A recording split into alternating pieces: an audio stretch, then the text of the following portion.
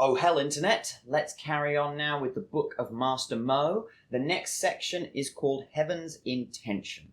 And this is chapter 26. All three versions of this chapter still exist. However, I'm going to focus again on Heaven's Intention 1 with a little bit from part 2 as we will see. But 26.1. Master Mo spoke, saying, "Nowadays the world's officers and noblemen understand small matters, but not great matters. How do I know this? I know it through their conduct within families. If someone within a family commits an offence against the head of that family, he still has a neighbouring family to which he can escape.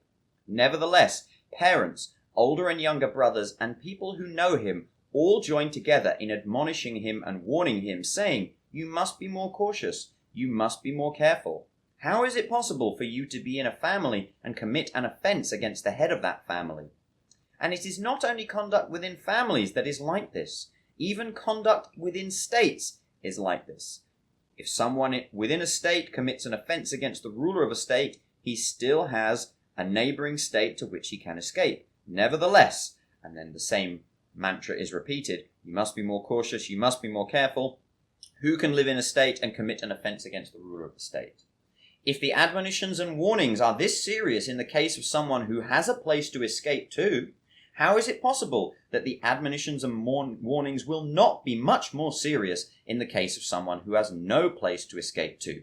Moreover, there is the saying, if someone commits a crime in the bright light of day, how will he escape it? Which is to say, there is no place to escape to. Now, with heaven, there cannot be a forest, valley, or dark and secluded place that it does not see perfectly clearly. Nevertheless, with respect to heaven, the world's officers and noblemen are unconcerned and don't realize they should admonish and warn each other. This is how I know the world's officers and noblemen understand small matters but not great matters." So here Mo is saying that heaven is all-seeing and very much, and we'll see increasingly in this and the next section, that he is putting heaven in very similar terms as the monotheistic God of the West. He is saying that heaven is all-seeing, all-knowing, and acts in the world to reward and punish those who are not ye or who are ye, depending on their deserts.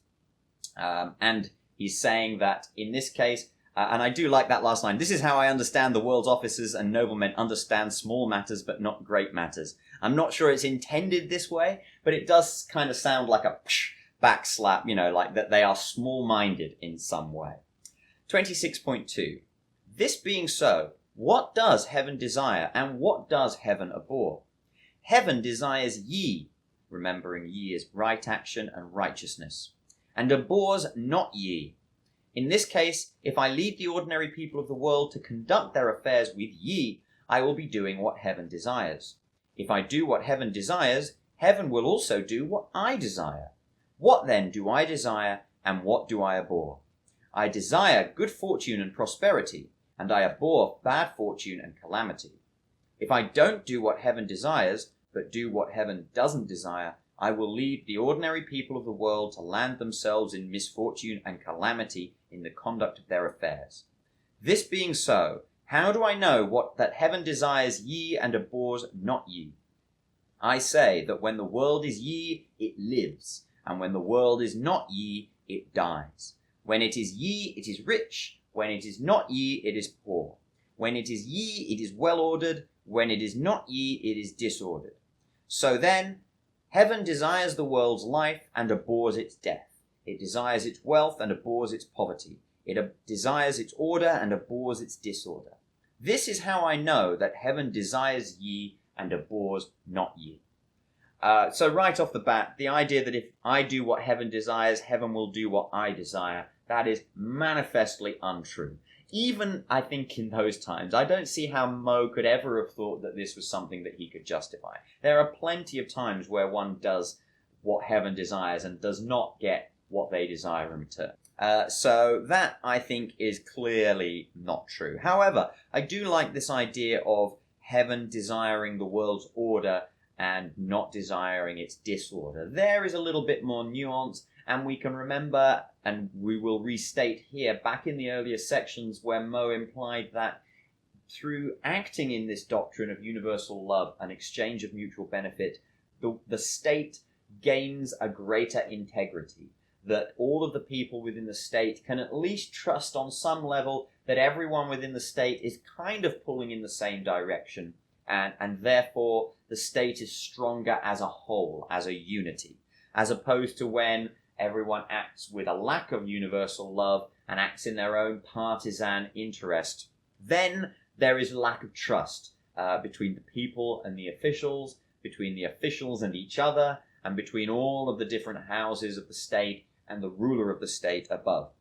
The state loses its integrity and is thus more vulnerable to falling and thus more vulnerable to misfortune through just not being prepared as a state for some calamity which may befall it, through absolutely no fault of any one person themselves.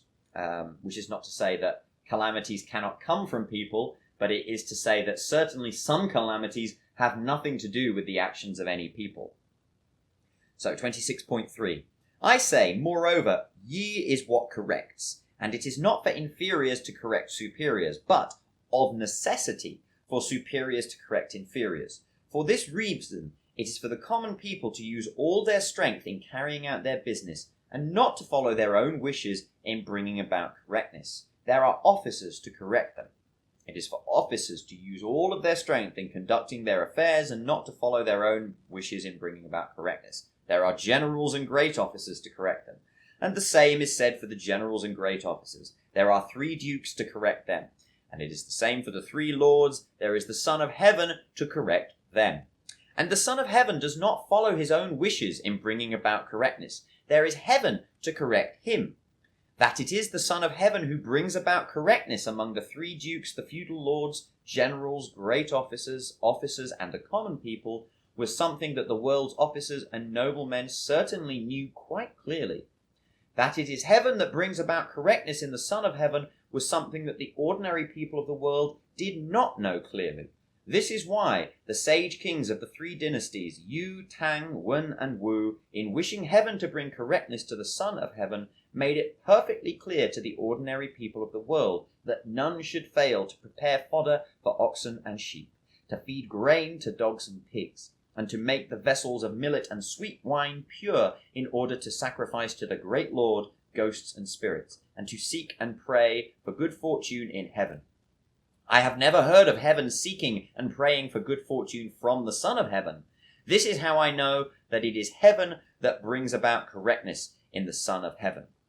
Mo is saying, no, clearly the Son of Heaven is not directing heaven, and in establishing these relationships between superiors and inferiors, saying that, it is not for the common person to decide how what is correct is existing. It is for the officers to direct them, and so on up the line. So it is with the Son of Heaven. Heaven directs the Son of Heaven in what to do for the greatest benefit of the people. And clearly, the same relationship must hold, because obviously it is not for inferiors, the Son of Heaven, to direct superiors, heaven's intention itself.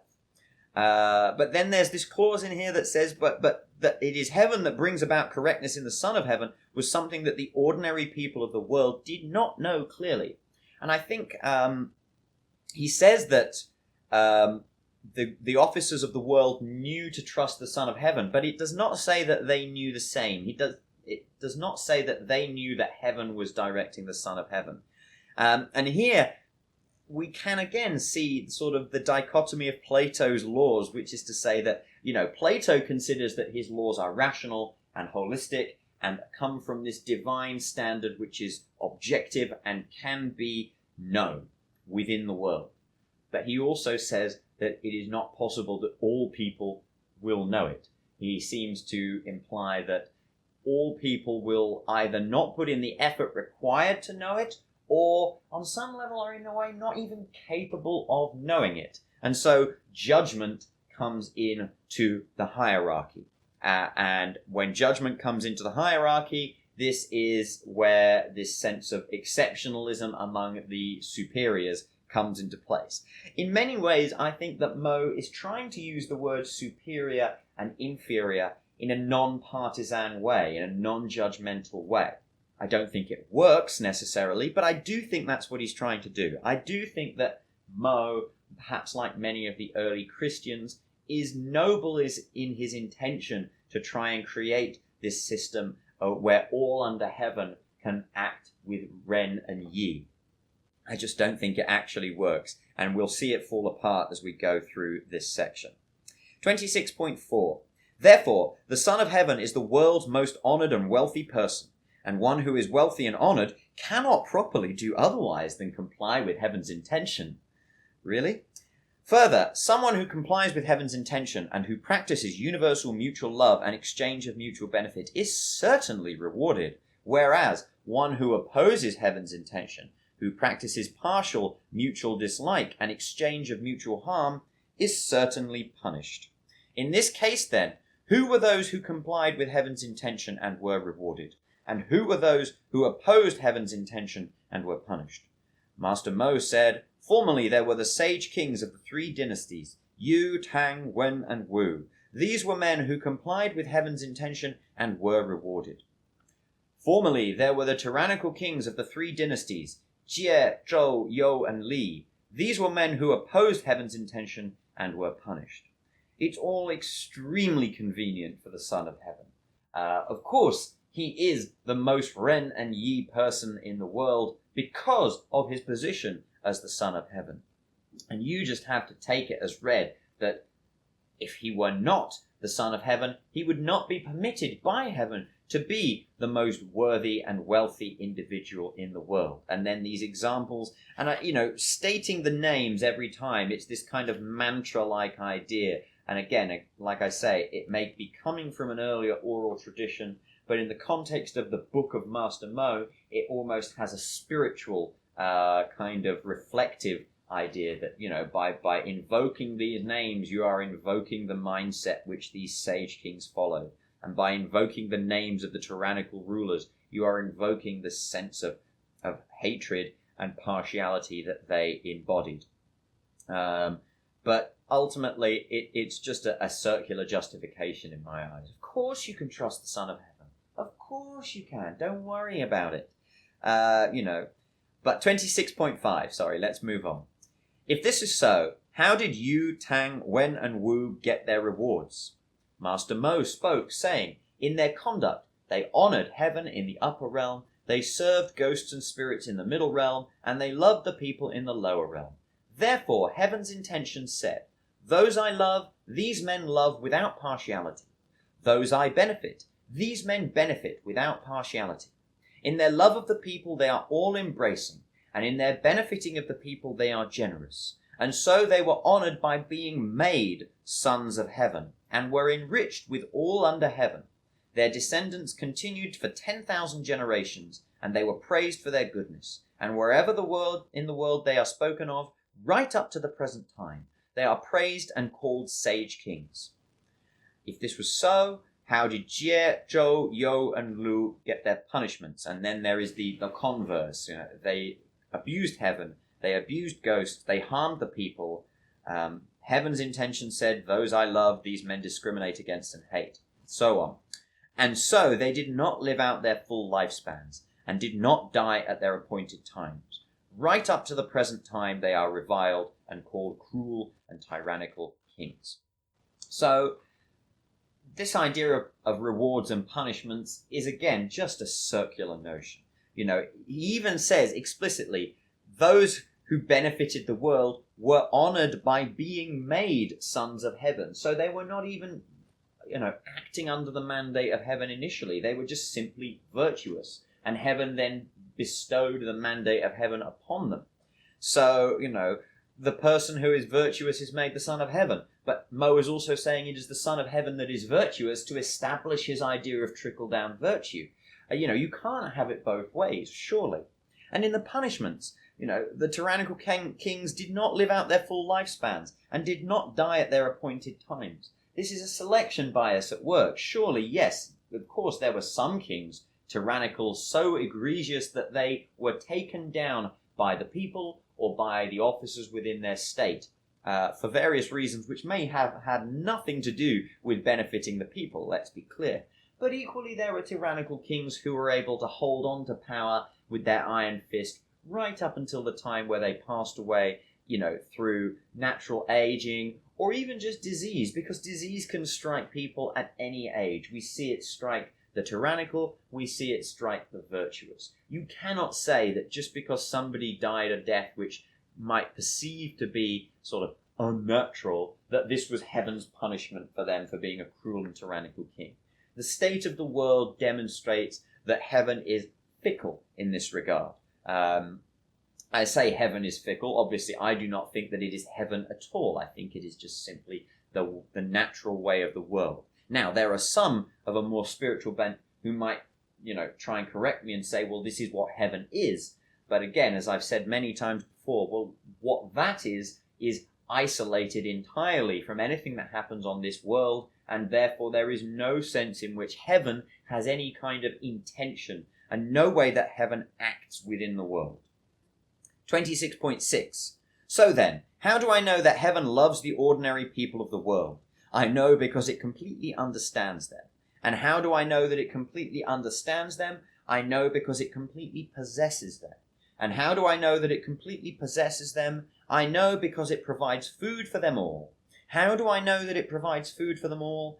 Within the 4 seas, all people who eat grains, without exception, prepare fodder for oxen and sheep, feed grain to dogs and pigs, and make the vessels of millet and sweet wine pure in order to sacrifice to the Supreme Lord ghosts and spirits. So, if heaven does possess the people, how could it be that it does not love them? Furthermore, I say that if there is the killing of one person, one innocent person, there must be one misfortune. And who is it that kills the innocent person? It is another person. And who is it that brings the misfortune? It is heaven. If heaven did not love the ordinary people of the world, then why, if people kill each other, does heaven bring them misfortune? This is how I know that heaven loves the ordinary people of the world. And again, this is where this is not the only place where, but this is so clearly, idealism to the point of naivety. Let's take that question. If heaven did not love the ordinary people of the world, then why, if people kill each other, does heaven bring them misfortune? Answer, it doesn't. Sometimes the people who kill an innocent person are brought to justice, sometimes they are not. And clearly, heaven has nothing to do with whether or not this is the case. And very clearly, there are those with power who many times throughout history, right up to the present day, will act to kill an innocent person or just harm them in some way, and heaven does not do a damn thing about it. So this is clearly naivety on Mo's part. The bit about food, I feel, is slightly more nuanced, and let me sort of speak to that. When it says that heaven understands the people because it possesses them, and how do I know it possesses them? Because it provides food for them all. This is more of a naturalistic statement. The idea that the world possesses the people within it is simply to say that it validates the people who exist within the world. All people are valid people in the eyes of heaven. All things are baptized in the well of eternity. And in this time, Mo's time, as he said before, all states, no matter how big or great, were not making full use of their productive capabilities, or not all of the land was being worked. And so it is always possible for any person, as long as they were able-bodied, to go out into the land and to gain subsistence from the land. And in this way, this is what Mo sees as heaven providing for the people. And remember that Mo was a very ascetic individual himself, so he does not require that people have many luxuries and many comforts. As long as you are being provided or have the capacity to gain enough food for yourself and shelter for your body, heaven is holding up its end of the deal, in a sense. So heaven loves the ordinary person simply because there is enough food in the world for it. How we might square this with the level of comfort which the more powerful people of the state enjoy is not clear. How we might square this with what Machiavelli might have later sort of termed, the virtue of rulers, where it is not to be virtuous, but simply to appear virtuous. Well, I say it's not clear, it's not clear how Mo can sort of get over this hurdle. This is essentially Mo's problem of evil. But what he, of course, would say is, well, they should be living as ascetics too. The proper way for all people to live is in the meanest way that they can. Mean in the sense of humble. So this is what Mo would say. But for me, this section, just demonstrates so clearly that this beautiful justice that Mo is espousing does not exist in the modern world. It does not mean I am completely against this doctrine of universal love, and as I've said, I'm very positive about that. But the fact that if it is there, it will spread itself throughout the kingdom, like I say, pure naivety. 26.7. When there is compliance with heaven's intention, there is rule by ye. When there is opposition to heaven's intention, there is rule by force. So what is rule by ye? Master Mo said, those who live in small states do not attack those who live in large states do not attack small states. Those who live in large families do not usurp small families. The strong do not plunder the weak. Those in high position do not disdain the lowly. Those who are clever do not cheat the foolish. In the upper realm, there must be benefit to heaven. In the middle realm, this must be of benefit to ghosts. In the lower realm, this must be of benefit to the people. When these three realms are benefited, there is nothing that is not benefited. Therefore, in the case of a ruler, the highest reputation of the world is given to him, and he is called a sage king.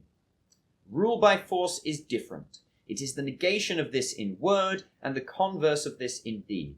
It, in fact, is entirely the opposite. And then he goes through all those examples again. Those who live in large states do attack small states, and so on and so on. And then this is not of benefit to heaven, not of benefit to ghosts, and not of benefit to people. When these three realms are not benefited, there is nothing that is benefited. Therefore, in the case of a ruler, the most hateful name in the world is given to him, and he is called a cruel and tyrannical king. And so again, this is Mo stating this idea that rule by ye will create integrity in the state, and that rule by ye, followed on from the doctrine of universal love and exchange of mutual benefit, is what creates a state that is harmonious, or at least as harmonious as any state can be, when, there are still as many different points of view as there are people in the state. But if the state is able to act in this unified way, that is by following this doctrine of universal love, and if all of the great officers and the rulers of the state are in accord with this, then there is rule by ye, as opposed to rule by force, which is when everyone acts in their own partial self-interest, and it devolves into this power game that we see in most political structures, that mature political structures that have existed throughout history. It's interesting, again, that Mo is speaking in this way. It makes him sound a lot like Jesus Christ. Ironically, Mo, the individual, was reputed to have been a carpenter, coming from humble beginnings, but able to rise up into the echelons of the rulership of the state through his ideas, although ultimately Mohism did die out when the Qin dynasty was instituted and all other ideas of thought were expunged, or at least they were attempted to be expunged. But this idea that, rule by ye as opposed to rule by force, this I think there is something to. But what there is not something to, and what Mo is definitely trying to put into effect here, is that there is some actual heaven's intention which acts in the world with rewards and punishments that is behind all of this.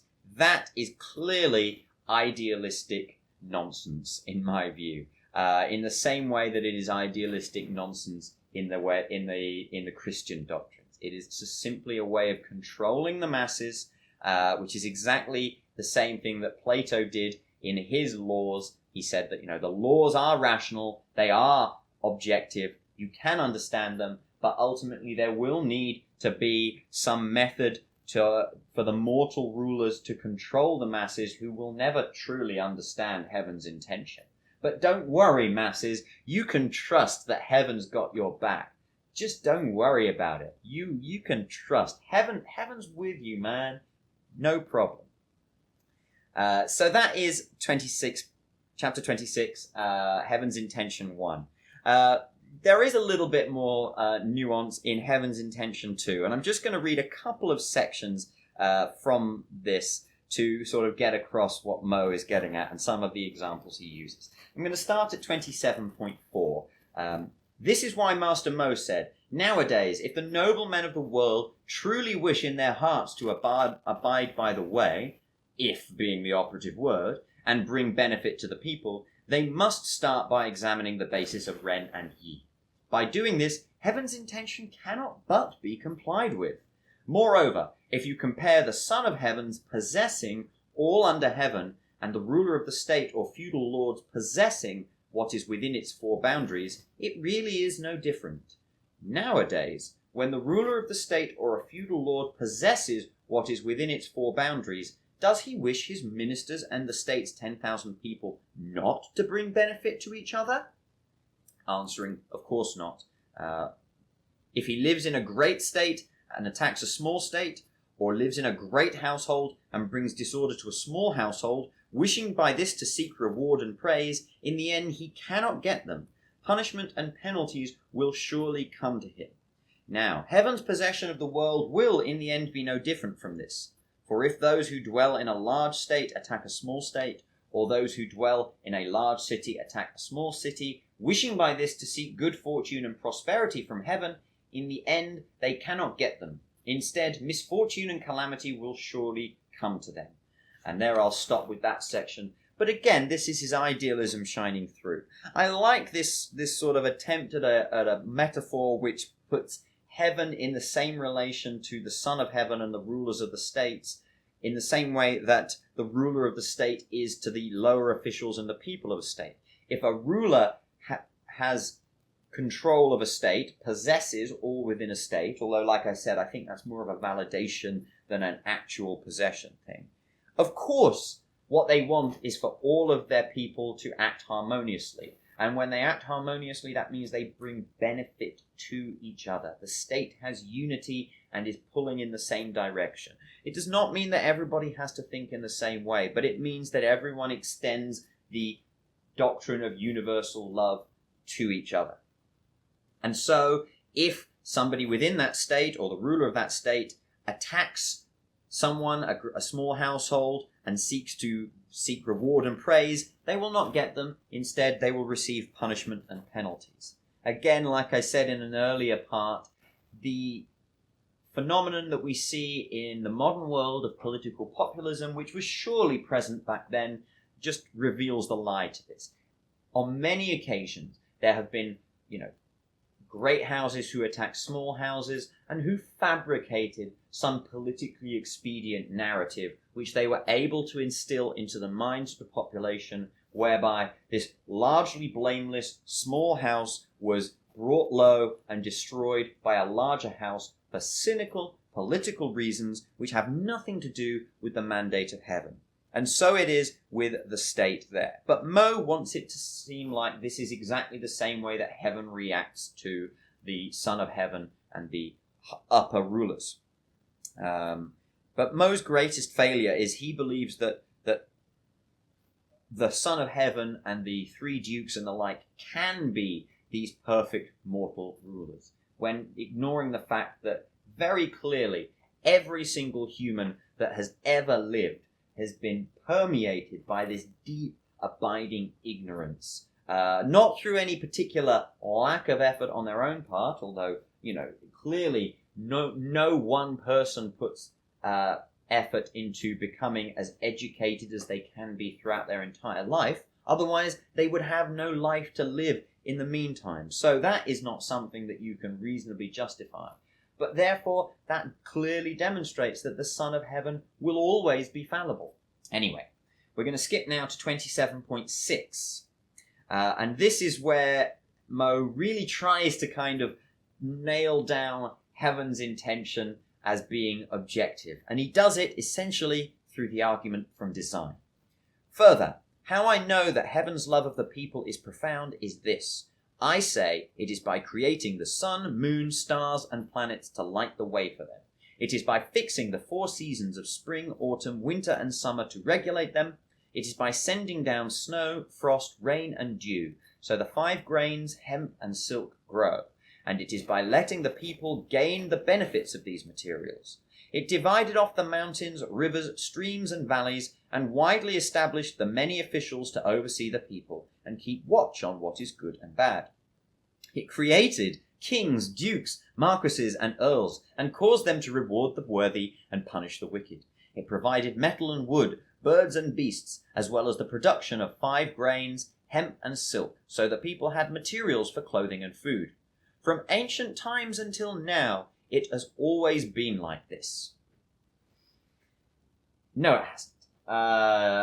It did not create these things. These things came into being, and then humanity filled those niches, just as animals filled those niches.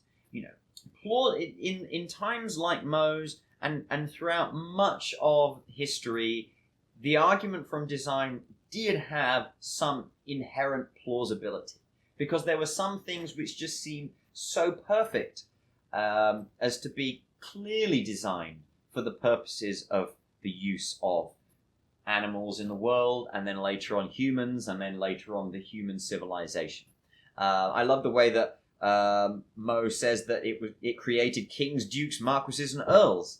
I mean, obviously humanity began as a tribal animal, and then eventually these tribes began to intermingle and coexist, and there was a need for some kind of bureaucratic structure to orchestrate this. That is what caused the creation of positions of power. That is what created these political niches for people to then fill. And once people filled them, inevitably people began to take advantage of them. And as I've said before, this does not require malice on the part of any one individual, although certainly there have been malicious individuals throughout history. But it simply is out of a need for efficiency and ultimately a self-justification.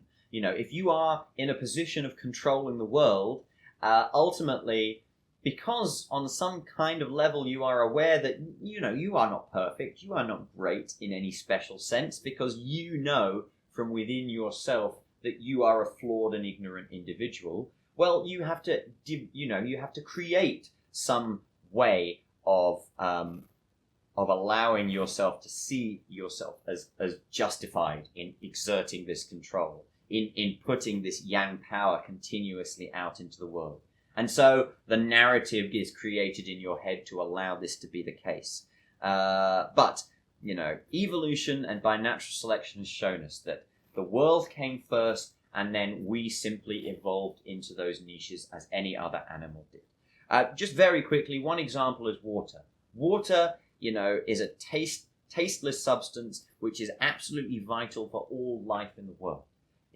One of my teachers once said, imagine if water tasted of orange juice. Everything in the world would taste of orange juice. Yeah, but, we evolved in water. We evolved to see it as this neutral substance in which was the sort of giver of all life. All animals evolved to have this relationship with water, and so water has this relationship to all the world. And so you can say it appears designed, but in actual fact, the existence came first, and then the function followed on from that. To carry on with 27.6, there's a nice little thing here. Now suppose there was a man who had great love for his son and exerted all his strength and capacity to bring benefit to him. If, when the son grows up, he does not repay the father, the noblemen of the world will join in saying he is neither wren nor good. Now, heaven is universal in its love for the people of the world. It brings to fruition the 10,000 things to benefit them. Even something as small as the tip of a hair is created by heaven. So what the people gain and benefit from can be called substantial. Nevertheless, they still do not repay heaven and do not know they are not being wren or good. This is what I mean when I say that the noble men of the world are clear about small matters, but not clear about great matters. And, by extension, the common people of the world too. This is essentially Moist original sin. And again, he's trying to establish this parity of the relationship between the Father and the Son, which is a very Confucian way of looking at it. And, although he goes against the Confucians in many ways, there is a lot of similarity between Mohism and Confucianism.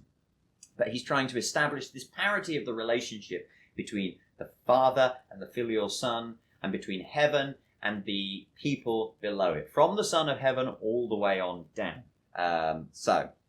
There's a couple of sections of examples from history, and then 27.10. It's like the earlier section, but I want to repeat it because I do love this grounded metaphor. And for all I think the standard fails, I do like what he's trying to do here.